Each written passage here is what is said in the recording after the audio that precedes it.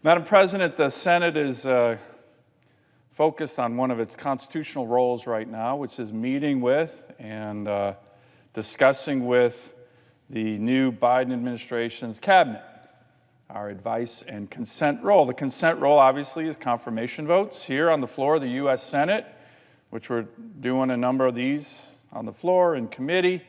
But there's also the advice role given to us by the Founding Fathers on the advice we're providing, whether we vote for some of these nominees or not, to the cabinet. That's a big part of the Senate's role. So, Madam President, I'm going to take a minute to provide a little bit of advice to some of the new incoming Biden team. Now, look, we are seeing it, particularly in the foreign policy realm. A lot of the Biden team has actually come from the Obama-Biden team, maybe too many. You worry about stale thinking because when they were in power 4 years ago, or a little bit over 4 years ago, there's a lot of things that have changed in the world, particularly on foreign policy, a lot that's happened in the world. So you need fresh views. But we are where we are. But an example of this kind of stale thinking that I was shocked to see recently at the White House is the use of the term, quote, strategic patience as a foreign policy concept. Now, this was the phrase the Obama administration used to describe its policy towards North Korea. And I think most people would recognize, Democrats and Republicans, that that was not a very successful policy, a pretty failed policy. Now, granted, North Korea is difficult, there's no doubt, but the policy that was known as strategic patience was the policy that enabled the North Korean rogue regime to massively build up a nuclear arsenal. So, kind of like leading from behind, the Obama administration's term strategic patience became synonymous with a passive and even weak foreign policy approach, as it related to North Korea, certainly. So I was very surprised yesterday to hear the White House press secretary trot out this term again, strategic patience, but this time when talking about the Biden administration's policy with regard to China. Now, this is almost certainly music to China's ears, the leadership of China, because it's kind of a subtle green light to Xi Jinping and the other authoritarians in China that its failure to uphold promise after promise to the United States, something I refer to as promise fatigue that we have here,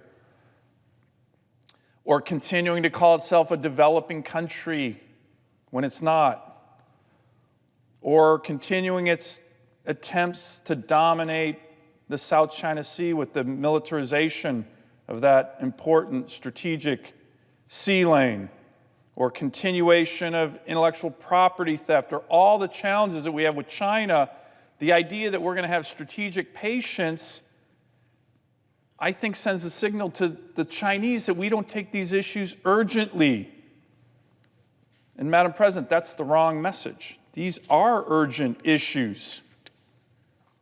And in my discussions during the confirmation process and in hearings with now Secretary of Defense Austin and Secretary of State Blinken, I sensed that they had a sense of urgency.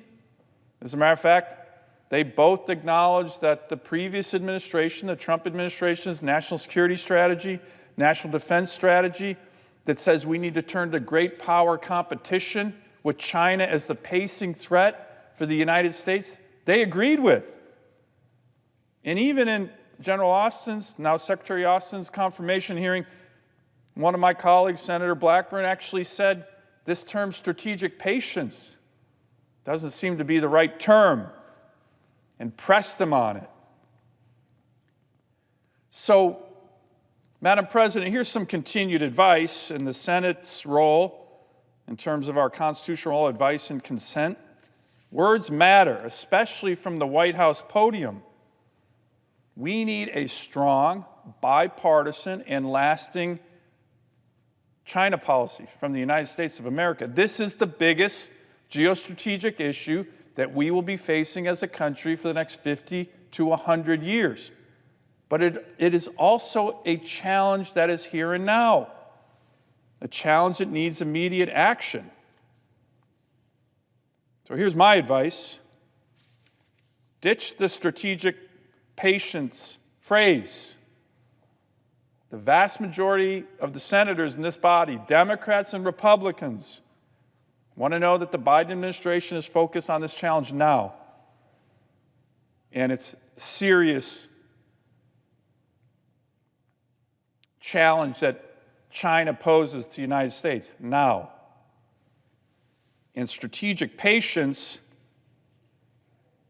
sends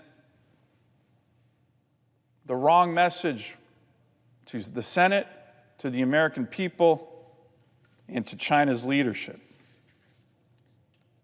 So they need to do better. I yield the floor.